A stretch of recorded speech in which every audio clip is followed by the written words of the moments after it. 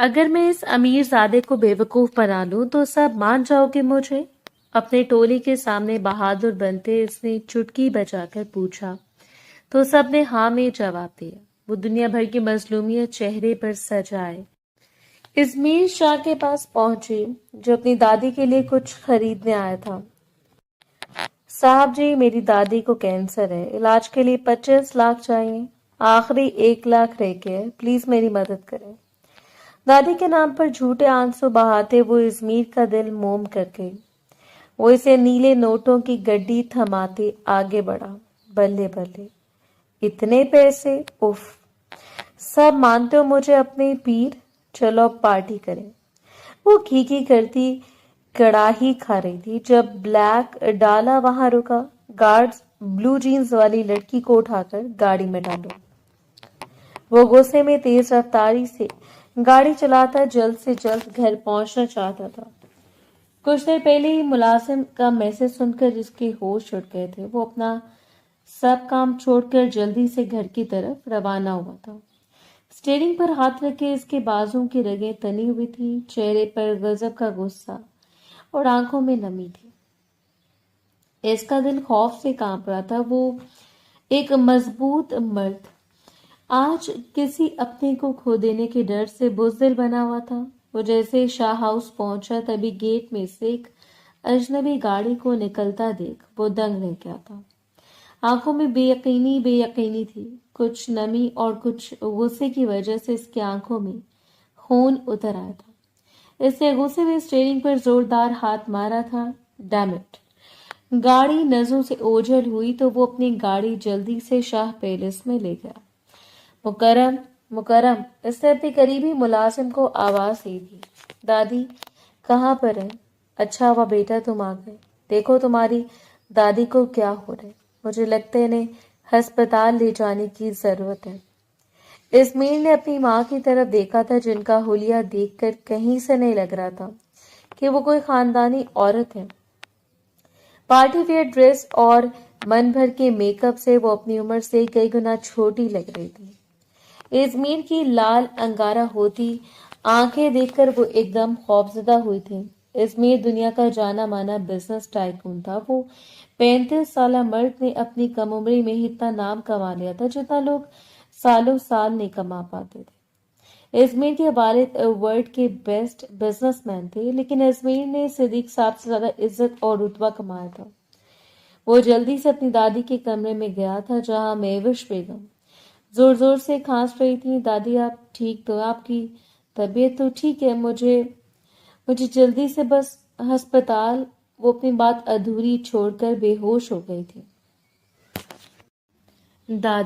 دادی آنکھیں کھولیں۔ دادی! ازمیر کے چہرے کا رنگ ایک دم سفید پڑ گیا تھا۔ اسے سمجھ نہیں آ رہی تھی کہ وہ کیا کرے، تو اس نے جلدی سے اپنی دادی کو بازو میں اٹھایا تھا۔ بیٹا اپنی دادی کو میرے ساتھ پیچھے بٹھا دو، دریا بیگم نے ازمیر کی طرف دیکھتے ہوئے کہا تھا۔ ازمیر نے خاموشی سے مہوش بیگم کو گاڑی کی پچھلی سیٹ پر لٹایا تھا۔ مسٹر ازمیر، آپ یہاں پر ہی رکیں، ہمیں ان کا ٹریٹمنٹ کرنے دیں۔ ارے یار شفق، کتنے دن گزر گئے، تم نے کچھ اچھا کھلایا نہیں ہمیں۔ آج ہم کسی اچھے ہوٹل میں جائیں گے اور ٹریٹ تم دو گے۔ جو تم اپنی سوچوں میں گم تھی۔ اپنی سہیلی کی بات پر ایک دم چونکی۔ ارے کس بات کی ٹریٹ دوں؟ بھائی میں کوئی ٹریٹ نہیں دے رہی۔ کیوں شفق، تمہارے پاس پیسے ختم ہو گئے ہیں؟ اتنا کہتے اس کی سب سہیلیاں ہنسنے لگی تھی۔ نہیں، پیسے ختم نہیں ہوئے، بس تم لوگ کچھ زیادہ یا فرمائشیں کرنے لگے ہو، تو چلو پھر اتنی کنجوسی کس بات کی ہے؟ آفٹر آل تمہارے ابا کی بہت سی کمپنیاں ہیں، ہمارے ابا سے زیادہ کما لیتے ہیں۔ ہاں وہ تو ہے، چلو پھر کس ہوٹل میں چلیں؟ جس ہوٹل میں تم لوگ کہو گے، وہ ایک ادا سے بولی تھی۔ سب دوست ہنستی ہوئی یونیورسٹی سے نکل گئی تھی۔ اس نے جیسے ہی اپنا پرس کھولا، اسے چہرے پر پسینے کی نندی بوندیں چمکنے لگی تھی۔ تو مسلسل ہوٹل میں بیٹھی کس کو میسج کرنے میں مصروف تھی۔ ارے شفق، کس سے بات کر رہے ہو؟ یہاں ہم باتیں کریں اور تم فون میں لگ رہی ہو۔ ہاں کچھ نہیں، بس ایسے ہی۔ کچھ دیر کے بعد اس کے چہرے پر مسکراہٹ آئی تھی اور ایک عجیب سا سکون اس کے چہرے پر پھیل گیا تھا۔ اب تم لوگ جو دل چاہے کھاؤ، پیسوں کی بالکل فکر مت کرنا، سب میں ہی دوں گی۔ شفق تم تو ایسے بات کر رہی ہو جیسے پہلے پیسے ہم نے دینے تھے۔ وہ سب ایک دوسرے کے ہاتھ پر ہاتھ مار کر ہنس پڑی تھی۔ کیا ہوا شفق، تمہاری دادی اب کیسی ہیں؟ وہ ٹھیک تو ہے نا اب؟ جی میڈم وہ ٹھیک ہے، شکریہ۔ کل اگر آپ مجھے 50,000 نہ بھیجتی تو پتہ نہیں میری دادی کے ساتھ کیا ہو جاتا۔ وہ چہرے پر مظلومیت سجائے اپنی یونیورسٹی کی ٹیچر سے بات کر رہی تھی۔ لیکن آپ فکر مت کریے گا، میں جلدی آپ کو پیسے واپس کر دوں گی۔ میں سمیرہ کو کل رات جب شفق کا میسج ملا تو وہ کافی حیران ہوئی، اور ان کو شفق کا میسج بھی کافی عجیب لگا کہ اگر اس کی دادی کی طبیعت خراب ہے، ڈاکٹر 50,000 مانگ رہے، تبھی میں سمیرہ کا دل موم کی طرح پگھل گیا تھا، اور انہوں نے اسی وقت شفق کو دعاؤں کے ساتھ ساتھ 50,000 روپے بھی دے دیے تھے۔ وہ جلدی سے ہسپتال پہنچا تھا۔ راستے میں کئی مرتبہ اس کا ایکسیڈنٹ ہوتے ہوتے بچا تھا، لیکن اس وقت اس کو اپنی دادی کی جان کی فکر تھی۔ ڈاکٹر اگر میری دادی کو کچھ ہوا میں اس پورے ہسپتال کو آگ لگا دوں گا۔ میری دادی کو کچھ نہیں ہونا چاہیے، بیسٹ سے بیسٹ ڈاکٹر منگواؤ، جتنے پیسے چاہیے میں تم لوگوں کو دوں گا، لیکن اگر میری دادی کو کچھ ہوا تو یاد رکھنا تم اپنی نوکری سے بھی ہاتھ دھو بیٹھو گے۔ مسٹر ازمیر آپ تسلی رکھیں، کچھ نہیں ہوگا۔ ڈاکٹر بھی ازمیر کے غصے اور اس کی روب سے خوفزدہ ہو گیا تھا۔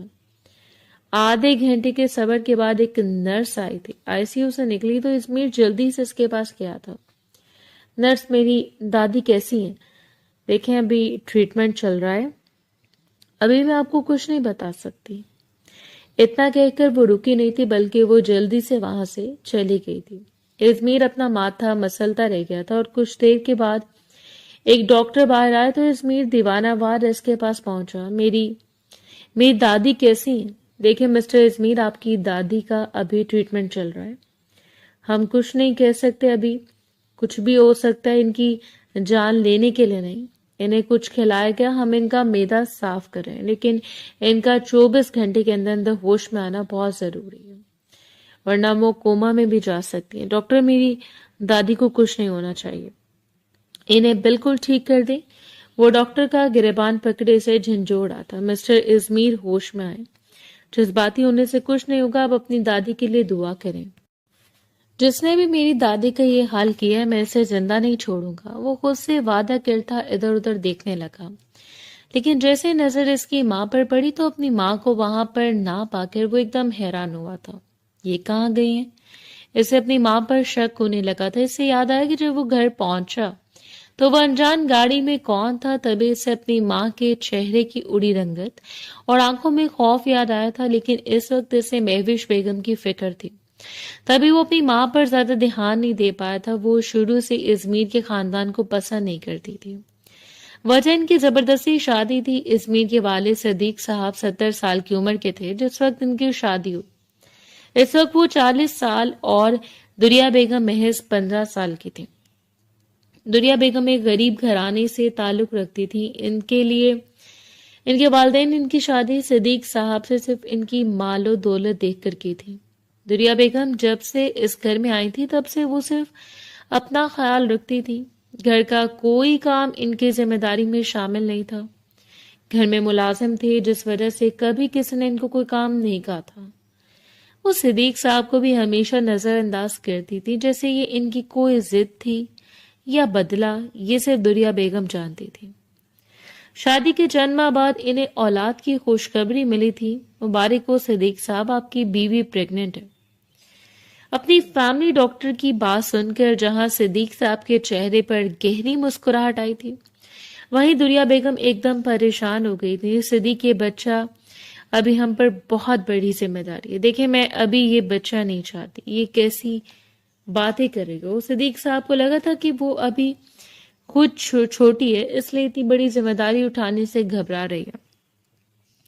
تبھی صدیق صاحب نے اسے حوصلہ دیتے ہوئے کہا کہ میں تمہارے ساتھ ہوں، تمہیں گھبرانے کی ضرورت نہیں ہے۔ لیکن دریا بیگم تو نہ جانے کیا سوچے بیٹھی تھی۔ ایک روز ان کے پیٹ میں شدید درد اٹھی تو صدیق صاحب انہیں ہسپتال لے گئے، جہاں ڈاکٹر کی بات سن کر ان کے سر پر ایک دھماکہ ہوا۔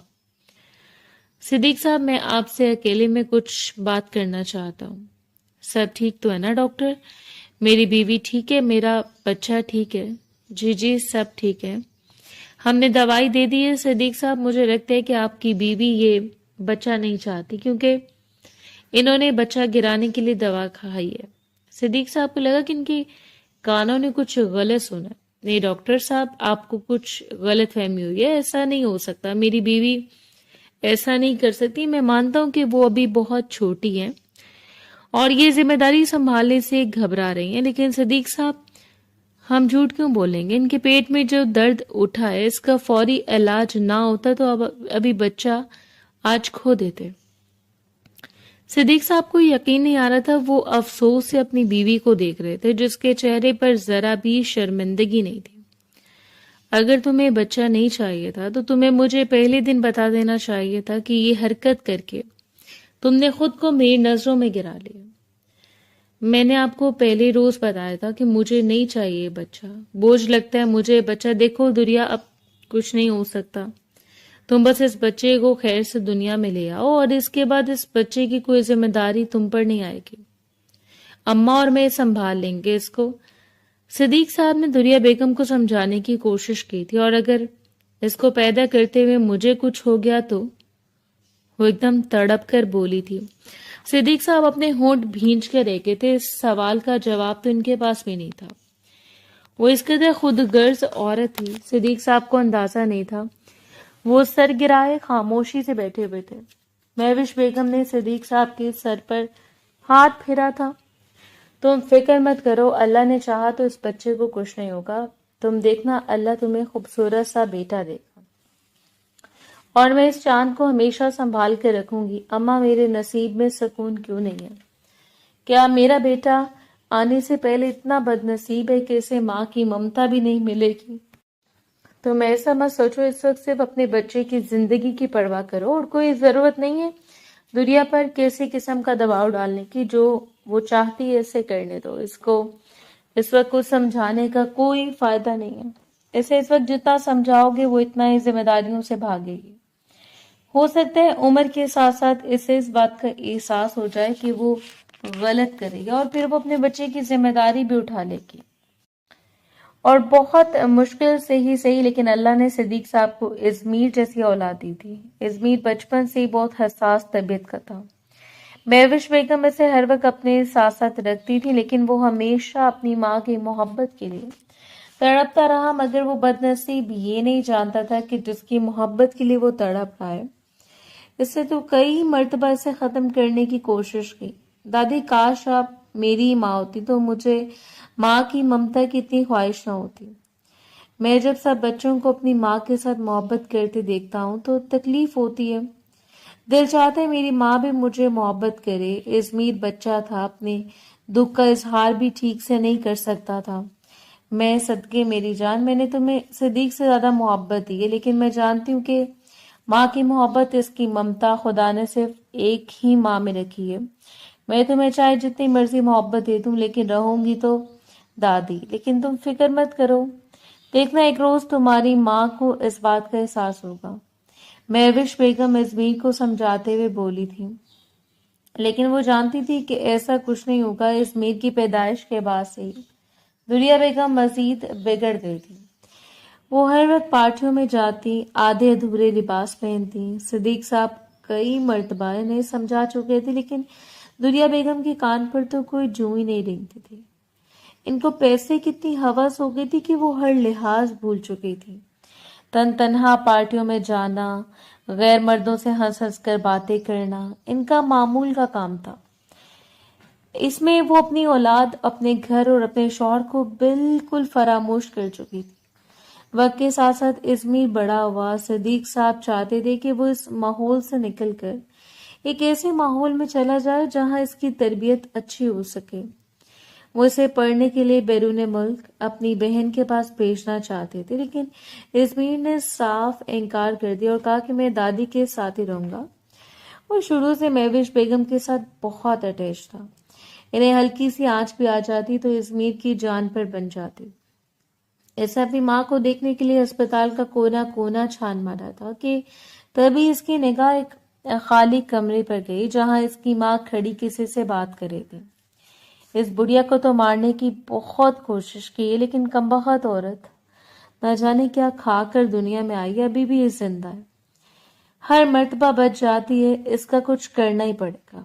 پہلے اس میر دنیا بیگم کو نظر انداز کر کے وہاں سے جانے لگا تھا، لیکن بڑھیا لفظ سن کر وہ اپنی جگہ ساکت ہو گیا، اور جو دنیا بیگم نے کہا اس کا دماغ بالکل معاف ہو گیا تھا۔ اسمیر کو لگا کہ اس کے کانوں نے کچھ غلط سن لیا ہے۔ نہیں موم، ایسا نہیں کر سکتی، مجھے کوئی غلط فہمی ہوئی ہے، سننے میں کچھ غلطی ہوئی ہے۔ موم اتنی سنگ دل نہیں ہو سکتی۔ اسمیر اس بات سے ناواقف تھا کہ دنیا بیگم اسمیر کی پیدائش سے پہلے اس کے ساتھ کیا کر چکی ہیں۔ ایسا لگ رہا تھا کہ جیسے اس کا سانس بند ہو رہا اور وہ سانس لینے کی کوشش کر رہا تھا، مگر اسے اتنے بڑے ہسپتال میں بھی گھٹن محسوس ہو رہی تھی۔ وہ بے خیالی میں چلتا چلتا ہسپتال سے باہر آ گیا۔ اسے ابھی تک اپنی سماعت پر یقین نہیں آ رہا تھا۔ مسٹر اسمیر، آپ کی دادی کی حالت بگڑتی جا رہی ہے، ہمارے ڈاکٹر راؤنڈ پر گئے تھے کہ پیچھے سے انہیں پھر سے مارنے کی کوشش کی گئی ہے۔ اسمیر جو خاموشی سے بیٹھا ہوا تھا اور آسمان کی طرف دیکھ رہا تھا کہ تبھی نرس کی بات پر وہ ایک دم چونک اٹھا اور بھاگنے والے انداز میں اپنی دادی کے پاس گیا تھا جنہیں ڈاکٹر پھر سے ٹریٹمنٹ دے رہی تھی۔ وہ دروازے میں سے اپنی جان سے پیاری دادی کو دیکھ رہا تھا جو مشینوں میں جکڑی ہوئی تھی۔ اس کی آنکھ سے بھولا بھٹکا آنسو گرا تھا۔ اس کی ماں کہیں دکھائی نہیں دے رہی تھی۔ صدیق صاحب کسی کام کے سلسلے میں بیرون ملک گئے ہوئے تھے کہ تبھی اپنی ماں کی حالت کے بارے میں سن کر وہ جلدی سے واپس لوٹے تھے۔ اسمیر، کیا ہوا ہے؟ اماں کو، اماں ٹھیک تو ہے نا؟ تبھی اسمیر اپنے باپ کے سینے سے لگا تھا اور بچوں کی طرح پھوٹ پھوٹ کر رونے لگا تھا۔ آج وہ مضبوط مرد اپنی دادی کی زندگی کے لیے رو رہا تھا جس نے اسے بچپن سے لے کر اب تک پالا تھا، وہی اس کے لیے ماں تھی۔ 24 گھنٹے گزر جانے کے بعد ڈاکٹر نے آخر کار اسمیر کو خوشی کی نوید سنا دی تھی۔ اسمیر، آپ کی دادی کو ہوش آ گیا ہے، کیا ڈاکٹر میں ان سے مل سکتا ہوں؟ جی جی ضرور مل سکتے ہیں۔ تبھی صدیق صاحب اور اسمیر مہوش بیگم کو ملنے گئے تھے۔ اسمیر خاموشی سے ان کا ہاتھ تھامے بیٹھا ہوا تھا کہ تبھی ان کمزور ہاتھوں نے اسمیر کے سر پر ہاتھ رکھا تھا۔ میرا بچہ تو بہت بہادر ہے۔ اسمیر نے اپنی آنکھوں سے آنسو صاف کیے تھے۔ تبھی صدیق صاحب نے دریا بیگم کے بارے میں پوچھا تھا۔ وہ یہاں نہیں آئیں گی؟ مہوش بیگم نے اسمیر کی بات پر نظریں چڑھائی تھی۔ کیا مطلب اس بات کا؟ کیا ہوا ہے؟ صدیق صاحب نے سوالے نگاہوں سے اسمیر سے پوچھا تھا۔ یہ تو دادی جان ہی بتا سکتی ہیں کہ آخر ہوا کیا تھا، اور دادی جان میں امید کرتا ہوں کہ آپ بالکل سچ بتائیں گی۔ کیا کرنا ہے بی جان؟ چھوڑو نا اس بات کو۔ مہوش بیگم نے بات کو ختم کرنا چاہا تھا۔ نہیں اماں، مجھے بتائیں ہوا کیا ہے۔ میرے پیچھے سے کوئی بات ہوئی ہے کہ آپ پہلے مجھے اپنے گھر جانا ہے، پھر کچھ بتاؤں گی، لیکن یہ دنیا نظر کیوں نہیں آ رہی؟ آج سے پہلے کبھی وہ ہمارے مشکل وقت میں آپ کو نظر آئی ہیں ڈیڈ جو آج آپ کو نظر آئیں گی؟ اسمیر نے نفرت سے سر جھٹکا تھا۔ اسمیر، ماں ہے وہ تمہاری۔ مہوش بیگم نے محبت سے اسمیر کو سمجھانا چاہا تھا جس پر وہ تڑپ اٹھا تھا۔ مائیں کیا ایسی ہوتی ہیں؟ بہرحال ہم گھر جا رہے ہیں، لیکن وہ عورت آج کے بعد مجھے اپنے گھر میں دکھائی نہ دے، ورنہ مجھ سے برا کوئی نہیں ہوگا۔ میں بھول جاؤں گا کہ اس نے مجھے جنم دیا ہے۔ اتنا کہتے اسمیر رکا نہیں بلکہ ہسپتال سے نکلتا چلا گیا۔ صدیق صاحب مہوش بیگم کو اپنے ساتھ لیے گاڑی تک لے آئے تھے۔ گھر پہنچتے اس نے مہوش بیگم کو کمرے تک پہنچایا تھا۔ ڈیڈ، میں ایک ضروری کام کے لیے باہر جا رہا ہوں، لیکن جب تک میں واپس نہ آ جاؤں آپ دادی جان کے پاس سے نہیں اٹھیں گے۔ اسمیر، میرے پاس مکرم کی بیوی ہے نا، تم فکر مت کرو۔ صدیق بھی تھکا ہوا ہے۔ مجھے معلوم ہوتا کہ تم نے اسے میری بیماری کے بارے میں بتایا تو میں تمہیں کبھی صدیق کو پریشان نہ کرنے دیتی۔ وہ بیرون ملک نہ جانے کس حال میں پاکستان آیا ہوگا۔ ارے اماں، میری زندگی اب آپ لوگوں کے لیے ہے، ایسا کیوں سوچ رہے ہیں؟ اور تم بیٹا جاؤ، کر لو جو کام کرنا، میں اماں کے پاس ہی ہوں، کافی دن ہو گئے اماں کے پاس نہیں بیٹھا۔ صدیق صاحب نے مسکرا کر کہا تھا۔ شفق اور اس کی دوستیں آج کافی دنوں کے بعد چہل قدمی کرنے کے لیے نکلی تھی۔ یار آج تو بہت تیز بھوک لگ رہی ہے، صبح ناشتہ بھی ٹھیک سے نہیں کیا تھا۔ ارے سویرا، یہ تو تمہارا روز کا معمول ہو گیا۔ अब रोज रोज शफक हमें खाना तो नहीं खिलाएगी ना?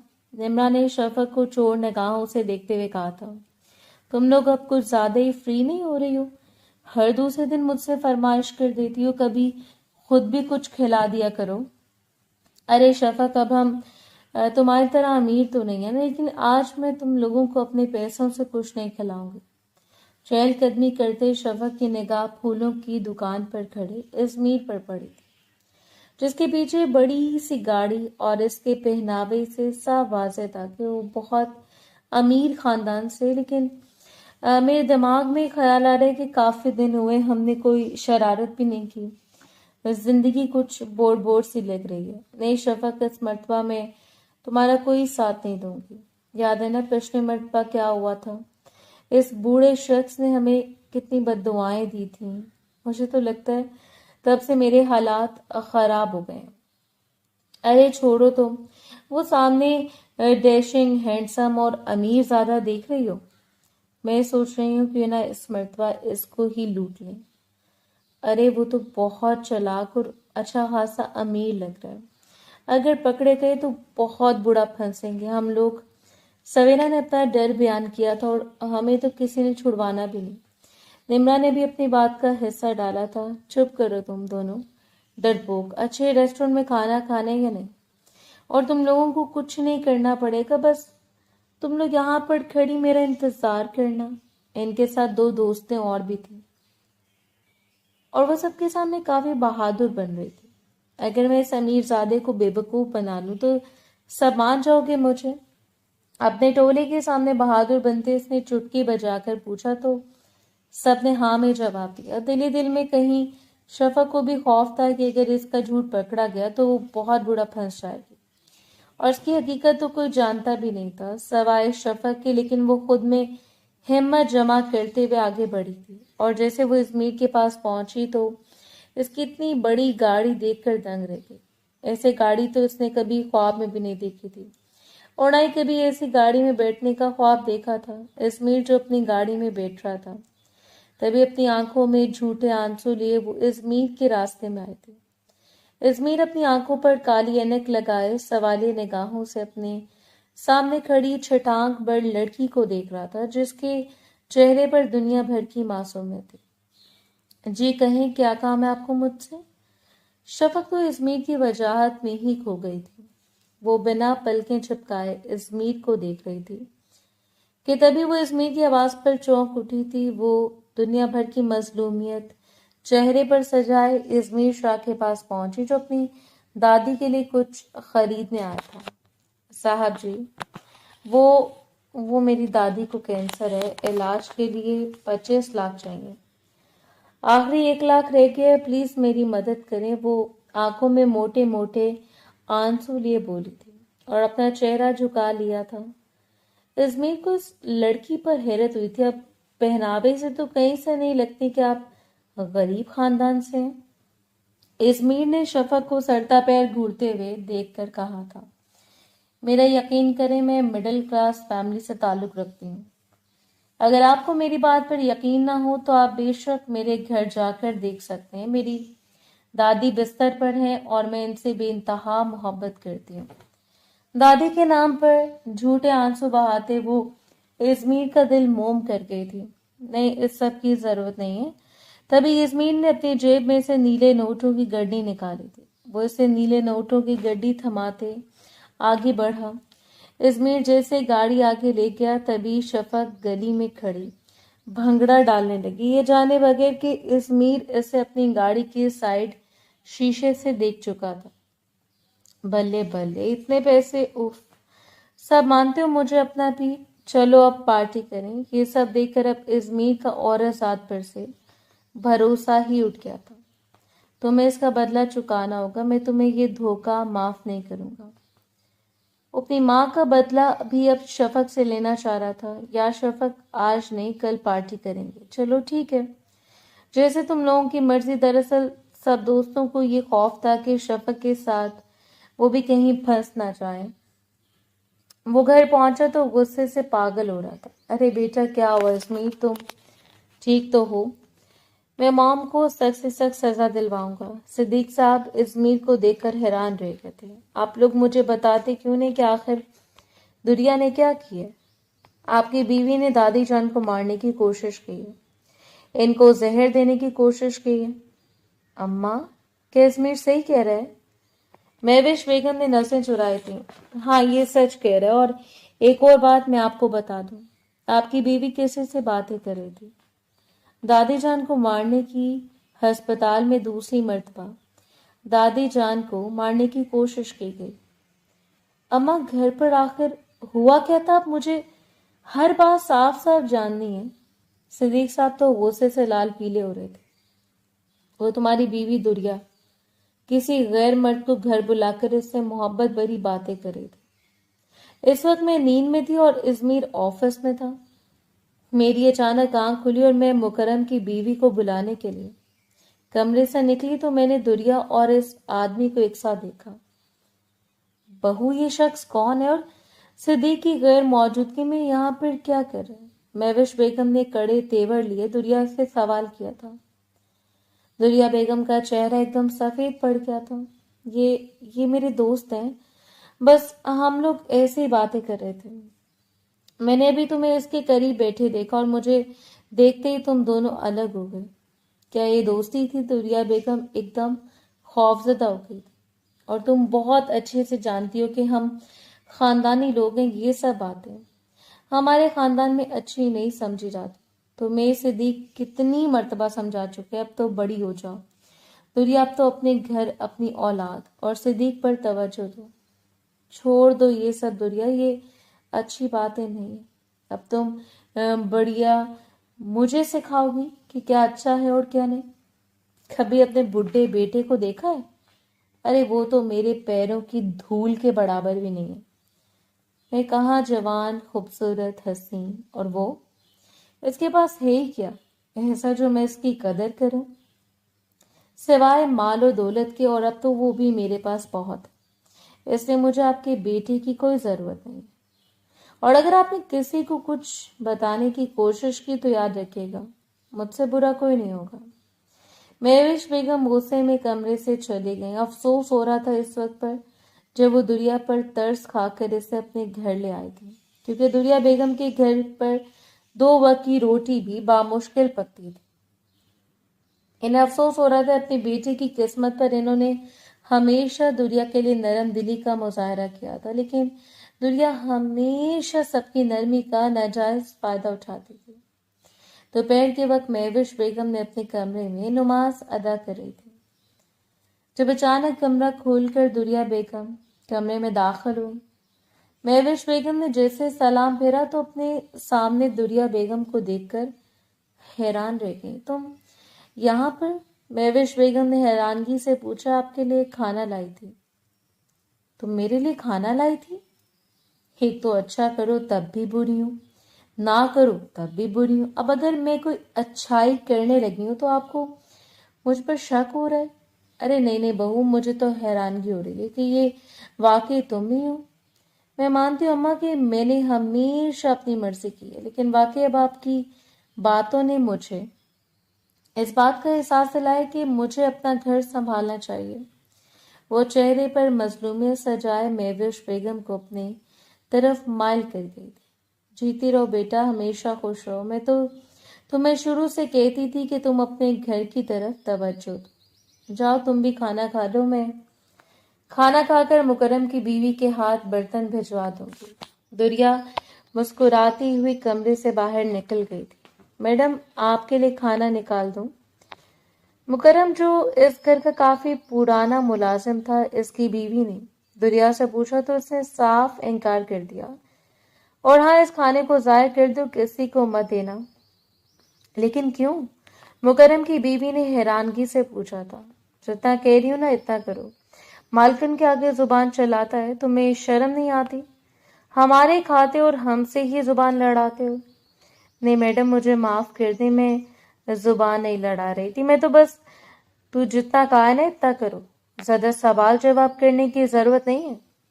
اتنا کہتے کچن سے باہر نکل گئی تھی۔ ملازمہ حیرانگی سے اسے کھانے کو دیکھنے لگی اور सारा खाना डस्टबिन में फेंक दिया।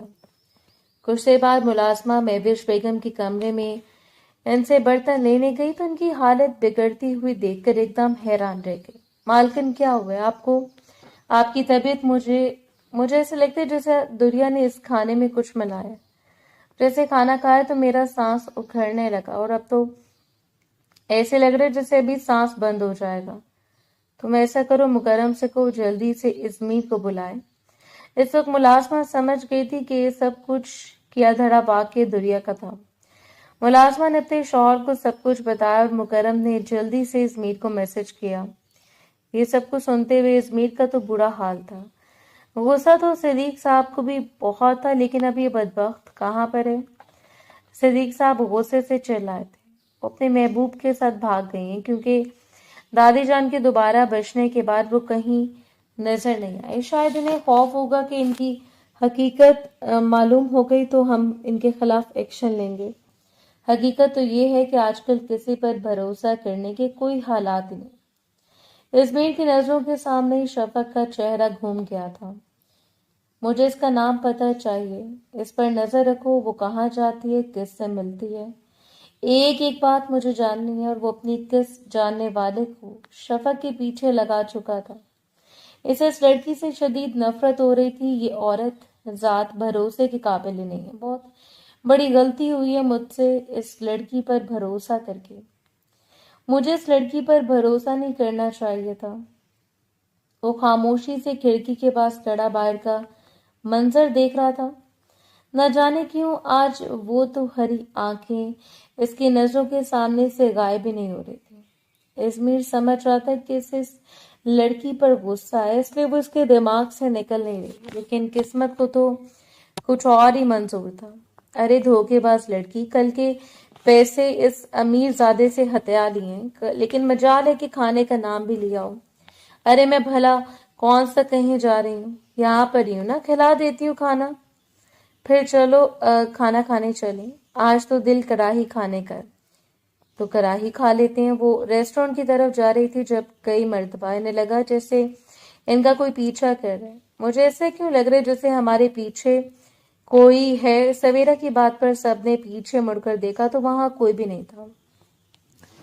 नहीं, ये बस हमारा वहम है और कुछ नहीं। चलो जल्दी से चलें, इससे पहले शफा का इरादा बदल जाए और वो सब पैसों पे खुद ही मल मार ले। वो कभी ही की करती कभी कड़ाही खा रही थी। जब ब्लैक डाला वहां रुका, गार्ड्स ब्लू जीन्स वाली लड़की को उठाकर गाड़ी में डाला। कौन हो तुम लोग? छोड़ो मुझे, कहाँ ले जा रहे हो? वो खाना खाने में मसरूफ थी जब 3-4 गार्ड्स इसके पास जाकर खड़े हो गए, जिनकी जिसामत किसी बलडोजर से कम नहीं थी। इनका निवाला हलक में अटक गया था। इसने सवालिया निगाहों से इन गार्ड्स की तरफ देखा था।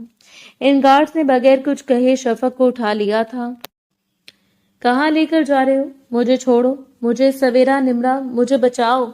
वो चीख रही थी, चिल्ला रही थी, लेकिन निम्रा और सवेरा में इतनी हिम्मत नहीं थी कि वो उठकर शफक को रोक लेती। वो खुद को छुड़वाने की कोशिश कर रही थी, जिस वजह से वो अपने ढाल हो चुकी थी। क्यों लाएगा मुझे यहाँ पर? खुद को छुड़वाने में हलकान होती शफक, जिसका हुलिया बिल्कुल बिगड़ चुका था। बाल की बहुत सी आवारा लटें बिखेर कर इसके चेहरे पर आ गई थी। दुपट्टा जो पहले गले में था अब एक कंधे पर आ गया था। लेकिन शफक के होश तो तब उड़े जब इसकी नजर फ्रंट सीट पर बैठी इज़मीर पर पड़ी थी। तो इसकी आंखें हैरत से फटी की फटी रह गईं। जी, तो कैसी हैं आपकी दादी? सोचा आपसे हाले वाल पूछ लूं। ये कौन सा तरीके किसी की तबीयत का पूछने का? गाड़ी चलाओ। ड्राइवर, कहाँ ले जा रहे हो मुझे? छोड़ो मुझे, मैं कहीं नहीं जाऊंगी। जाना तो तुम्हें पड़ेगा, सूद समेत। तुमसे अपने पैसे वापस भी तो निकलवाने हैं। क्या क्या मतलब है इस बात का? आपको मुझे पैसे नहीं देने थे तो आप मत देते, लेकिन ये कौन सा तरीका है पैसे वापस लेने का? मैंने वो पैसे तुम्हारी दादी के कैंसर के इलाज के लिए दिए थे, ना कि तुम्हारे पार्टी उड़ाने के लिए। तुमने मुझसे झूठ बोलकर वो पैसे लिए हैं, धोखा दिया तुमने मुझे। नहीं, मैंने झूठ नहीं बोला। गाड़ी मुसलसल चल रही थी। इज़मीर खामोशी से खिड़की से बाहर देखने लगा। شفق کا دل گھبرا رہا تھا، نہ جانے اب اس کے ساتھ کیا ہوگا۔ وہ بس یہی سوچ رہی تھی، یا اللہ کس مصیبت میں پھنس گئی ہوں۔ آپ تو جانتے ہیں یہ سب کچھ میں کس مجبوری میں کر رہی تھی، لیکن شاید یہ دن آنا ہی تھا۔ اور کتنا جھوٹ بولتی، اس کی آنکھوں سے آنسو بہنے لگے تھے۔ وہ اپنا چہرہ جھکا گئی تھی۔ کچھ دیر کے بعد گاڑی ایک بڑے سے گھر کے باہر رکی تھی۔ اتنا بڑا گھر شفق نے صرف ٹی وی ڈراموں میں دیکھا تھا یا صرف ناولوں میں پڑھا تھا۔ اس نے حیرانگی سے اس گھر کو دیکھا۔ اترو گاڑی سے۔ وہ گھر کو گہری نگاہوں سے دیکھ رہی تھی۔ جب ازمیر کی آواز پر وہ ایک دم چونک اٹھی۔ یہ کس کا گھر ہے؟ دیکھیں، میں آپ کے پیسے آپ کو واپس لوٹا دوں گی، لیکن اب مجھے چھوڑ دیں، میں بے قصور ہوں۔ ہاں، قصوروار تو میں ہوں، جس نے تم جیسی لڑکی پر، جھوٹی لڑکی پر بھروسہ کیا۔ وہ رو رہی تھی کہ تبھی ازمیر آگے بڑھا اور اس کی کلائی تھامتے ہوئے اسے گاڑی سے باہر نکالا اور اسے لیے اپنے گھر کے اندر داخل ہو گیا۔ مقصد اسے صرف ڈرانا تھا۔ مہوش بیگم اچھا محسوس کر رہی تھی، اس لیے وہ آج کمرے سے باہر نہیں نکل آئی اور وہ ٹی وی لاؤنج میں بیٹھی ہوئی تھی جب ازمیر شفق کو کھینچتے ہوئے اندر لایا، جس کا چہرہ آنسو سے لبریز تھا اور حلیہ بگڑا ہوا تھا۔ مہوش بیگم ایک دم حیران ہوئی۔ ازمیر، یہ بچی کون ہے اور تم اسے یہاں پر کیوں لائے ہو؟ مہوش بیگم شفق کے پاس گئی تھی اور اس کا روتا ہوا چہرہ دیکھ کر اس کا ہاتھ پکڑے اپنے ساتھ صوفے پر لے آئی تھی۔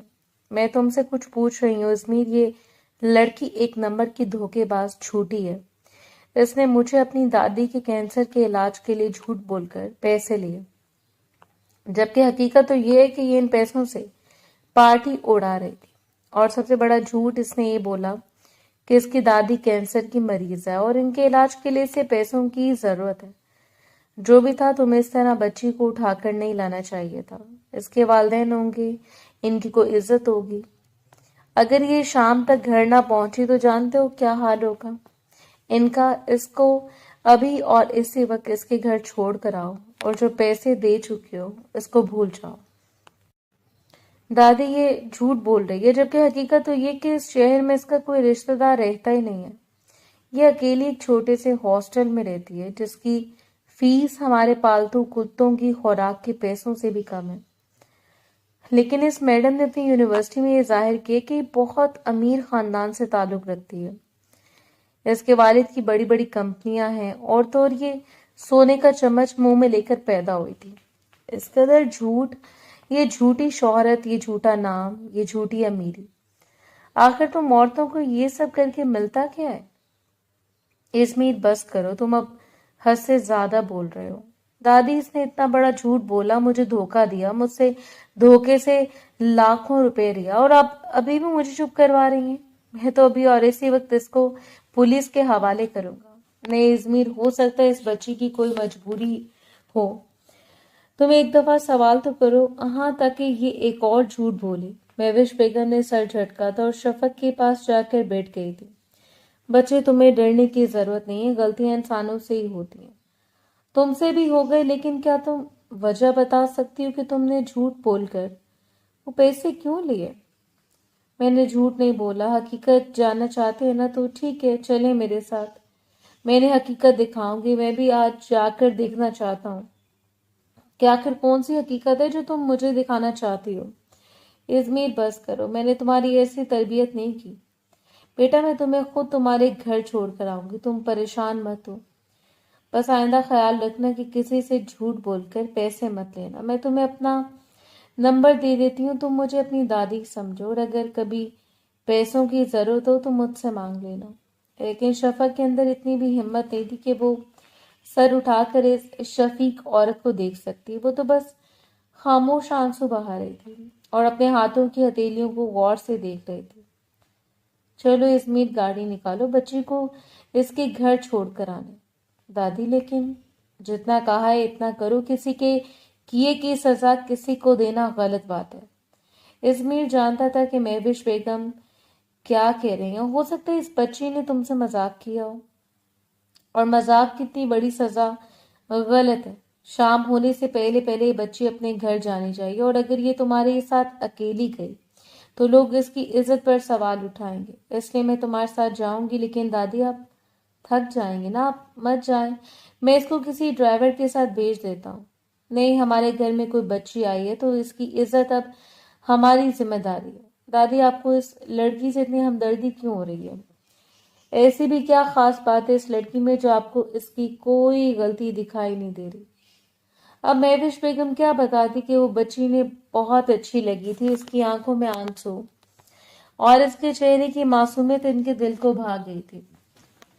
تمہارا نام کیا ہے اور گھر میں کون کون رہتا ہے؟ مہوش بیگم راستے میں شفق سے اس کے بارے میں باتیں کر رہی تھی اور وہ انہیں چھوٹے چھوٹے جواب دے رہی تھی۔ اسمیر کو ان دونوں کی باتوں میں کوئی دلچسپی نہیں تھی، اس لیے وہ دھیان سے گاڑی چلا رہا تھا، لیکن نہ جانے کیوں گاہے بگاہے فرنٹ شیشے سے اس کی نگاہ پیچھے بیٹھی شفق پر اٹک رہی تھی، جو مہوش بیگم کی نظروں سے اوجھل نہیں تھی۔ بس یہاں پر گاڑی روک دیں، اسمیر نے بے یقینی سے اس گھر کو دیکھا تھا جس کی دیواریں بوسیدہ سی تھیں۔ آنٹی، اگر آپ برا نہ مانے تو آپ اندر آ سکتی ہیں۔ ہاں ہاں ضرور، کیوں نہیں، اور اس میں برا ماننے والی کون سی بات ہے؟ اور مجھے آنٹی مت کہو، دادی کہو، جیسے ازمیر کہتا ہے۔ ازمیر نے آنکھیں گھمائی تھیں۔ ازمیر چلو اندر، تمہیں تو بچی کی حقیقت جاننے کے لیے سب سے پہلے گھر کے اندر جانا چاہیے۔ مہوش بیگم نے اس پر طنز کیا تھا، جس پر اسے شفق پر اب مزید غصہ آنے لگا تھا۔ ایک تو چوڑی اس پر سینہ زوری، ایک تو چوڑی کی اس پر دادی کو بھی اپنی طرف کر لیا، چلاک میسنی۔ وہ گاڑی سے اترا اور اس بوسیدہ سے گھر میں داخل ہو گیا۔ ارے آپ اماں، شفق آپ ہی آئی ہیں؟ شفق نے دروازہ کھٹکھٹایا تو اس کی 2 سالہ چھوٹی بہن دروازہ کھولنے آئی۔ وہ گھر کے اندر داخل ہوئے۔ دادی آئیں اندر۔ اسمیر گھر کے اندر داخل ہوا تو وہ ایک دم ٹھٹک کر رک گئی۔ وہ گھر کسی کے رہنے کے قابل نہیں تھا، گھر چھوٹا بڑا اس کے لیے کوئی اہمیت نہیں رکھتا تھا، لیکن اس گھر کی حالت دیکھ کر اسمیر نے بے یقینی سے شفق کی طرف دیکھا تھا اور دل ہی دل میں سوچنے لگا یہ واقعی اس گھر میں رہتی ہے، اور وہ واقعی اس کے گھر کی حالت دیکھ کر حیران رہ گیا تھا۔ ایک کمرے میں 2 چارپائیاں بچھی ہوئی تھیں، پرانی طرز پر بنا ہوا صوفہ اور بیمار باپ کچن میں کھڑی حالات سے تھکی اس کی ماں جو شاید کھانا بنا رہی تھی۔ ارے شفق، میں نے بولا تھا اس مہینے آؤ گی تو اپنے ابا کے علاج کے لیے پیسے لے آنا، کہیں سے ڈاکٹر کہہ رہے ہیں اب علاج نہ ہوا تو ان کی جان بچانا مشکل ہو جائے گا۔ وہ کچن میں کھڑی اپنے دھیان سے باتیں کر رہی تھی۔ اماں باہر دیکھو تو کون آیا ہے، گھر پر مہمان آئے ہیں۔ ارے ماشاء اللہ مہمان آئے ہیں، تو بہت اچھی بات ہے۔ شفق کی اماں کچن سے نکل کے باہر آئیں تو وہاں کھڑے 2 لوگوں کو دیکھ کر حیران رہ گئی، جو بہت امیر لگ رہے تھے۔ یہ کون ہے؟ السلام علیکم جی۔ شفق کی اماں نے مہوش بیگم اور ازمیر سے دور کھڑے ہی سلام لیا تو مہوش نے آگے بڑھی اور زبیدہ بیگم سے گلے ملی۔ ازمیر، جسے زبیدہ بڑے غور سے دیکھ رہی تھی، وہ چہرے پر ہلکی سی مسکراہٹ سجائے شرمندگی کے مارے آگے جھکا تھا۔ زبیدہ بیگم نے مسکراتے ہوئے اس کے سر پر پیار دیا۔ شفق نے حیرت سے ازمیر کا یہ روپ دیکھا تھا، اس سے تو یقین نہیں ہو رہا تھا کہ ازمیر کا یہ روپ دیکھنے کو بھی ملے گا۔ ارے بیٹا، تمہارے شوہر کو کیا ہو گئے؟ شفق بتا رہی تھی کہ وہ بیمار ہے۔ جی، میرے شوہر کی گردے نکارہ ہو گئے ہیں اور ان کے ہر ہفتے 2 مرتبہ ڈائلسس ہوتے ہیں۔ میری بچیوں پر ان کے باپ کا ہی سایہ ہے، ان کا کوئی بھائی تو ہے نہیں۔ کل ہی شفق نے اپنی سہیلی کے نمبر سے مجھے فون کر کے بتایا تھا کہ پیسوں کا انتظام ہو گیا۔ ازمیر نے شفق کی طرف دیکھا تو وہ واقعی سچ بول رہی تھی، اسے واقعی پیسوں کی ضرورت تھی، لیکن وہ پارٹی، وہ سب کیا تھا؟ شفق نے ازمیر کی طرف شرمندگی کے مارے دیکھا تھا۔ ارے بیٹا، شفق بھی میری بچی ہے جس طرح ازمیر، اگر تمہیں پیسوں کی اور ضرورت ہو تو مجھے بتا دینا، میں نے شفق کو اپنا نمبر دے دیا، اور تم لوگوں کو گھبرانے کی بالکل ضرورت نہیں، ہم آتے جاتے رہیں گے، کسی بھی چیز کی ضرورت ہو تو کبھی نہ جھجک کہہ دینا۔ مہوش بیگم کی بات پر زبیدہ بیگم نے ان کی طرف شکر گزار نظروں سے دیکھا تھا۔ آپ کا بہت شکریہ، لیکن ایک بات جو میں ابھی تک نہیں جان پائی، آپ میری بیٹی کو کیسے جانتے ہیں؟ ارے کچھ نہیں، بس میں اکیلی سڑک پار کر رہی تھی، ٹریفک کی وجہ سے سڑک پار کرنا مشکل ہو رہا تھا، تبھی شفق آگے آئی اور اس نے مجھے سڑک پار کروائی، تبھی سے مجھے بچی بہت اچھی لگی، اس لیے اس سے بات چیت بڑی اور میں نے اسے گھر بلایا. آج اس نے مجھے اپنے گھر کی دعوت دی تو میں نے بھی خوشی خوشی چلی گئی. آپ کو برا تو نہیں لگا ہم بتائے بغیر آپ کو؟ ارے نہیں برا کیوں لگنا ہے، مجھے تو بلکہ خوشی ہوئی ہے کہ آپ لوگوں سے مل کر. اس پورے گھر کی ذمہ داری شفق پر ہی ہے، یہی ہمارا آخری سہارا ہے. شفق کی آنکھوں میں آنسو آئے تھے. ازمیر کی نگاہ اس کی آنکھوں پر ٹک گئی تھی. ازمیر گھر چلے کہ یہاں رہنے کا ارادہ ہے؟ میں شفق بیگم کی بات پر سب کے چہروں پر مسکراہٹ آئی تھی، لیکن وہ جس انداز میں بات کر رہی تھی ازمیر ان کی بات کا مطلب اچھے سے سمجھ رہا تھا. وہ گھر تو آ گیا تھا لیکن شاید اپنا دل اس بوسیدہ سے گھر میں ہی چھوڑ آیا تھا. ازمیر تم ابھی تک سوئے نہیں بیٹا؟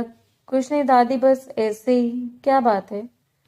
دل میں کوئی بات ہے تو کہہ سکتے ہو. نہیں کچھ نہیں، بس شرمندگی محسوس ہو رہی ہے. میں خوامخواہ اس پر شک کر رہا تھا لیکن اس کا تو کئی لاکھوں کی ضرورت ہے. میں تو اس کے چہرے کی معصومیت دیکھ کر سمجھ گئی تھی کہ وہ یقیناً کسی مجبور گھرانے سے تعلق رکھتی ہے اور مجبوری کے تحت اس نے تم سے پیسے مانگے.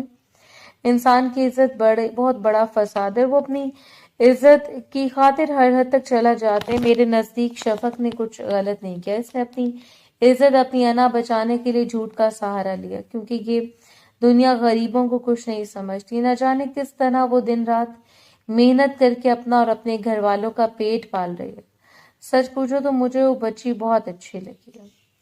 اتنی اچھی لگی ہے تو بہو نہ بنا لیں اس کو. ازمیر مہوش بیگم کے کندھے پر سر رکھتا ہوا بولا. مہوش بیگم نے ایک آنکھ اٹھا کر ازمیر کی طرف دیکھا تھا. مذاق کر رہا ہوں، ایسے کیوں دیکھ رہی ہیں؟ مہوش بیگم کے چہرے پر مسکراہٹ آئی تھی. وہ سمجھ گئی تھی ازمیر کے دل کی بات، لیکن ازمیر ابھی خود انہیں کچھ نہیں کہنا چاہ رہا تھا. وہ خود اس بات کا اندازہ لگانا چاہ رہا تھا کہ آخر اسے واقعی اس لڑکی سے محبت ہو گئی ہے یا پھر یہ محض وقتی کشش ہے. تو دوسری طرف شفق کی راتوں کی نیندیں اڑ گئی تھی. وہ ہر رات بس ازمیر کے بارے میں سوچتی رہتی. نہ جانے سے کیا ہو گیا تھا. شفق میں کئی دنوں سے دیکھ رہی ہوں تم نہ راتوں کو سوتی ہو نہ دن بھر کھانے پینے پر دھیان دیتی ہو. کیا ہوا ہے؟ تمہاری طبیعت تو ٹھیک ہے یا کسی نے کچھ کہا ہے؟ نہیں اماں، ایسی تو کوئی بات نہیں، بس ابا کی وجہ سے پریشان ہوں. پریشان مت ہوا کرو. تم دن رات اتنی محنت کر رہی ہو اپنے باپ کے لیے، تو وہ اللہ تمہاری محنت رائے گا نہیں جانے دے گا. دیکھنا ایک دن تمہارا باپ بالکل ٹھیک ہو جائے گا. ازمیر میں کیا سوچ رہی تھی کہ شفق سے ملے کافی دن ہو گئے ہیں، چلو اس کے گھر چلتے ہیں. جاتے ہوئے کوئی پھل بھی لے جائیں گے اور اسی بہانے اس کے ابا کا بھی پتہ کر لیں گے. ازمیر جو بھی آفس آیا تھا مہوش بیگم کی بات پر مسکرانے لگا. صدیق صاحب آج کل اپنے کام میں مصروف تھے، گھر پر کم وقت دیتے تھے. یہی وجہ تھی کہ وہ شفق اور اس کے گھر والوں سے بالکل لاعلم تھے. دروازہ کھٹکنے پر شفق میں دروازہ کھولا تو اپنے سامنے مہوش بیگم کو دیکھ کر وہ حیران رہ گئے. اسے تو امید ہی نہیں تھی کہ مہوش بیگم کبھی اس کے گھر پر دوبارہ بھی آئیں گے. ایسے منہ کھولے کیا دیکھ رہے ہو؟ اندر کیا آنے کا نہیں کہو گے؟ ہاں اندر آئیں دادی ماں. دادی آئی ہیں. دروازے پر کھڑے اس نے ہانک لگائی تھی. مہوش بیگم مسکراتے ہوئے گھر کے اندر داخل ہوئی. وہ دروازہ بند کرنے لگی تھی جب ازمیر نے ہاتھ سے دروازہ بند ہونے سے روک لیا تھا. شفق اس ابتداد کے لیے تیار نہیں تھی، اس لیے ایک دم گھبرا کر 2 قدم پیچھے ہٹی. سوری، مجھے نہیں پتا تھا کہ آپ بھی آئے ہیں.